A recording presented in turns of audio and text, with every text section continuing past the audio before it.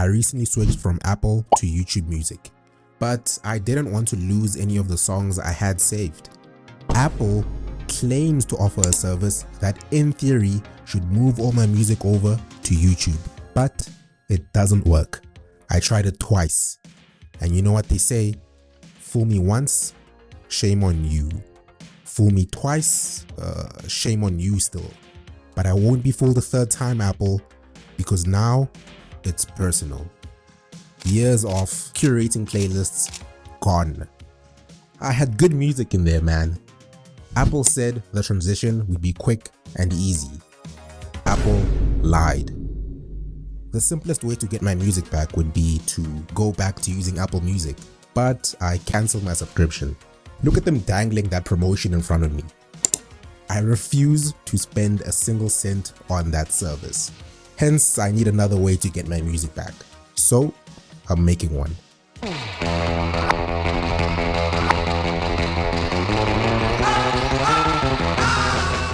So I'm kind of in a tricky situation right now because I only have one active subscription, which basically means there's no way of getting my music back. Or is there? This is me inserting some suspense to keep you engaged, so just keep watching and the answer will reveal itself. The way I see it right now, there's basically three approaches I can take. Firstly, I can just move on, let go. See this as an opportunity to expand and rediscover my music taste without the baggage of my old songs weighing me down. I'm not doing that. So it's not even a valid option, honestly. Secondly, turns out I actually do have access to my old music. Well, kind of. So the Apple Music desktop app stores information about the music locally on the PC, which means when I open the app, I can still see all my playlists, but I just can't play any songs. So it's just sitting there teasing me, waiting for me to get a new subscription, which again, I won't be doing. So in my head, I kind of thought, I could just brute force my way through this. I mean, I have all the music here. What I can do is just open up the app, the YouTube Music app, and one by one copy the songs into the new playlist that I'll be making manually. I don't want it to come to this, but it's a plausible approach. I can do it if it really needs to be done. But where's the fun in that? Thirdly, I don't actually have to do number 2.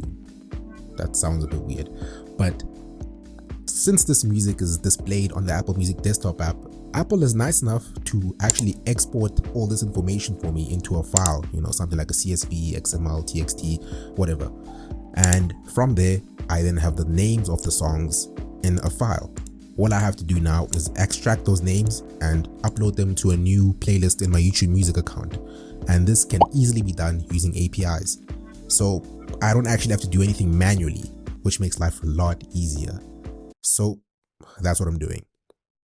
Okay, so that was a whole lot of yapping, but how does this actually work? I'll be using the YouTube Music API, which allows me to write code that performs actions on my behalf, like creating new playlists and adding songs to them.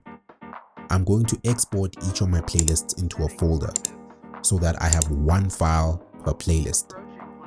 Then I'll write a script that does the following. Since each file represents a playlist, every time the script reads a new file, it'll create a new playlist in my YouTube Music account. For every song the script sees, it'll look it up on YouTube Music. If the song is found, it'll add it to my playlist. This process will repeat for all the files in the folder, and in the end, I should hopefully have all the songs ported over to my YouTube Music account. With that being said, now it's time to code.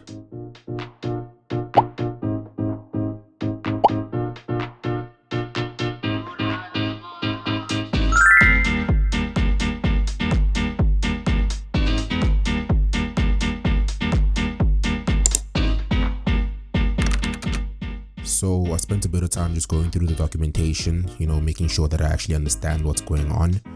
And then I wrote a bit of a test project just to see if my code's actually working.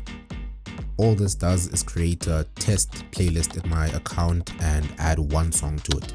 The song of choice is Wonderwall by Oasis. There's no reason I picked that one, it was just what was displayed in the documentation as an example.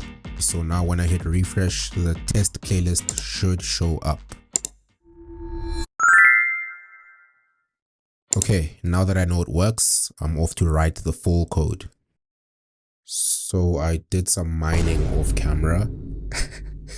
To be fair though, most of this code is just written to make sure that edge cases are accounted for. We have the playlists here.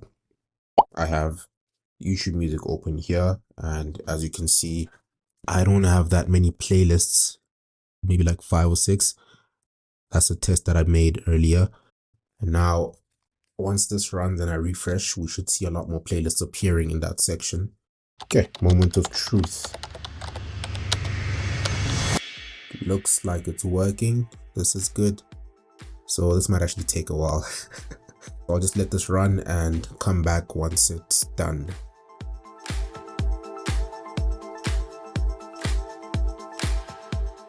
Okay, looks like something broke. So I'll just look into it, but I mean, so far it did work. I think I got through half of the playlist, so not too bad. Okay, it's working again. All I did was restart the process, and I think it should finish because we were halfway through and now we only have 3 or 4 playlists left. So I'll again just let this finish and come back once it's done. Okay, so it's done. Now let's actually check if the playlists were moved over to YouTube Music. So slide over there and let's see what happened. So if we see here, it looks like they were all created. Perfect. So now I have my music back without paying a single cent. Beautiful.